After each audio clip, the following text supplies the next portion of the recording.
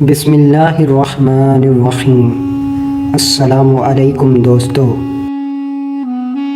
آج ہم بات کریں گے Indus Valley Civilization. Indus Valley Civilization کا سب سے پرانا نام کیا تھا؟ کیونکہ اس کا یہ نام رومن امپائر نے اپنے دور میں رکھا تھا۔ اگر ہم تاریخ پڑھیں گے تو ہمیں یہ معلوم ہوگا کہ انڈس ویلی سویلائزیشن کا سب سے پرانا نام سندھو سبت تھا۔ قرآن مجید کی سورہ البقرہ کی آیت نمبر 65 میں موجود ہے۔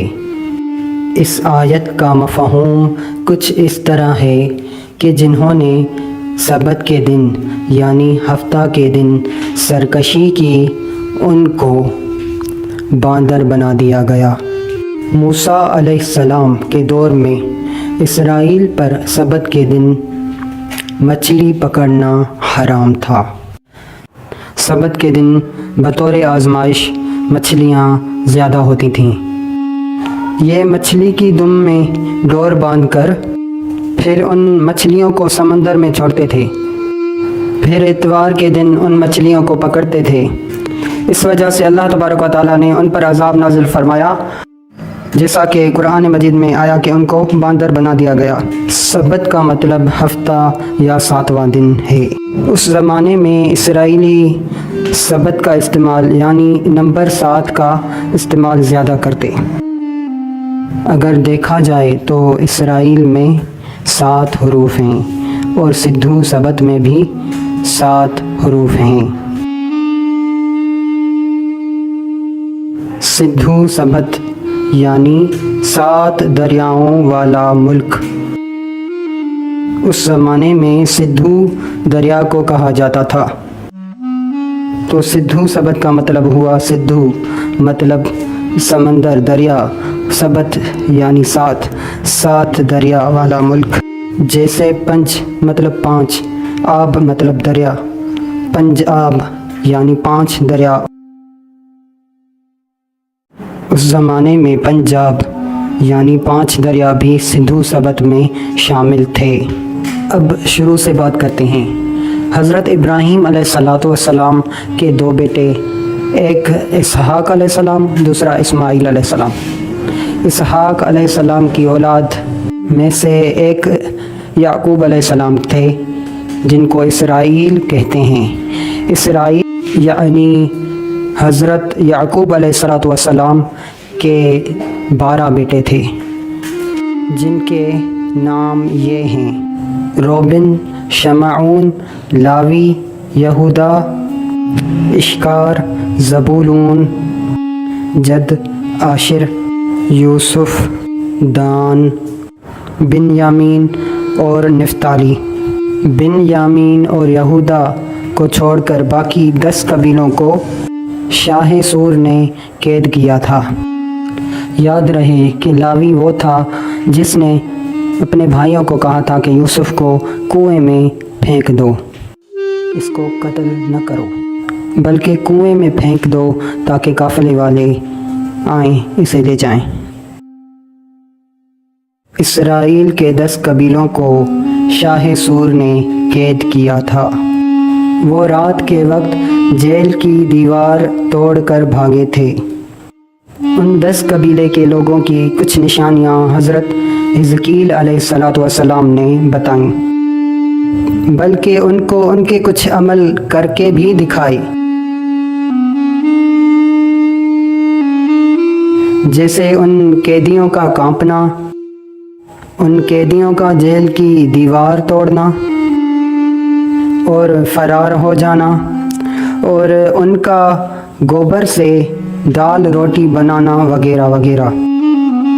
حضرت حزقیل علیہ السلام مشرق کی طرف 390 دن تک سوئے، اور ان 390 دنوں کو کہا گیا کہ یہ 390 سال کے برابر ہیں، یعنی اسرائیل کے ان 10 قبیلوں کے 390 سال اذیت اور تکلیف اور جنگوں میں گزرے، اور یہ بھٹکتے رہے۔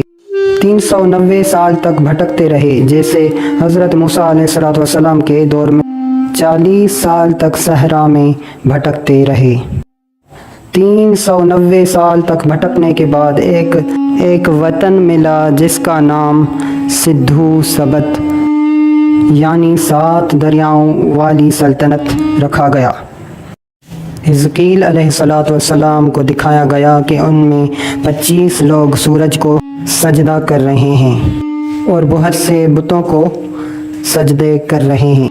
हिजकील अलैहिस्सलाम को दिखाया गया कि उनमें कुछ को चुना जा रहा है और उन पर निशान लगाया जा रहा है। 390 साल बाद इसराइली सिंध में आबाद हुए, लेकिन वो इसराइली नहीं जो कैद थे 390 साल पहले, बल्कि उनकी नस्लें, क्योंकि 390 साल बहुत ज़्यादा वक्त है। पहले जेकब आबाद, फिर मोहनजोदाड़ो में आबाद हुए। सबसे बड़ा सबूत ये है कि मोहनजोदाड़ो में एक मर्द का मुजस्समा मिला जिसके माथे पर पट्टी बंधी हुई है, और अगर गौर से देखा जाए तो उसके बाजू पर भी उसी पट्टी का निशान मौजूद है जो निशान उसके माथे की पट्टी पर है। इस तरह तो बनी इसराइली ही पहनते हैं। दूसरा सबूत ये है कि वहाँ पर स्विमिंग पूल भी बनाया गया, जो कि उनके बनी इसराइली होने की दूसरी निशानी है।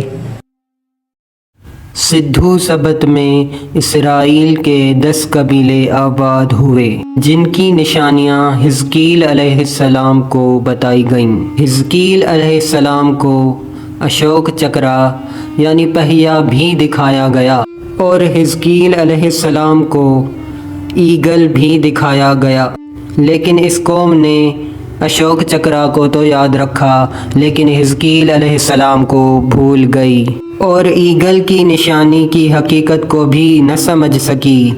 अल्लामा इकबाल की शायरी में ईगल का जिक्र है और इसी तरह राम और रावण की लड़ाई में ईगल का जिक्र है। हिंदुस्तानी झंडे में अशोक चक्रा मौजूद है, लेकिन वो कहते हैं कि दुनिया का सबसे पहला पहिया हमने ईजाद किया। ये बात बिल्कुल गलत है। ज़बूर में अशोक चक्रा का ज़िक्र मौजूद है। हिजकील अलैहिस्सलाम को कुछ निशानियां दिखाई गईं, उनमें से एक अशोक चक्रा भी है जो कि उन 10 कबीलों की पहचान है। और ईगल की निशानी इसलिए नहीं मिली कि हम उस पर शेर या फिल्में बनाएं, बल्कि ये निशानियाँ इसलिए मिलीं कि हम अपने आप को पहचान सकें, क्योंकि इसराइल ही वो कौम है जिसको खुदा ने तमाम आलमीन में अफजलियत अता फरमाई। आज से 3000 साल पहले उन 10 कबीलों के आमाल के सबब खुदा उनसे नाराज़ हुआ और उनको सज़ा दी, क्योंकि सिर्फ़ इसराइली होना काफ़ी नहीं, बुरे आमाल से बचना और नेक अमल करना और सिर्फ़ एक के आगे ही झुकना और सिर्फ़ एक ही की इबादत करना ज़रूरी है। ये तो सनातन धर्म की किताबों में भी मिलेगा कि सच सिर्फ़ एक ईश्वर है, लेकिन अफसोस कि इसको सिर्फ़ किताबों की हद तक ही पढ़ा जाता है और ईश्वर को छोड़कर इंसानों की पूजा की जाती है।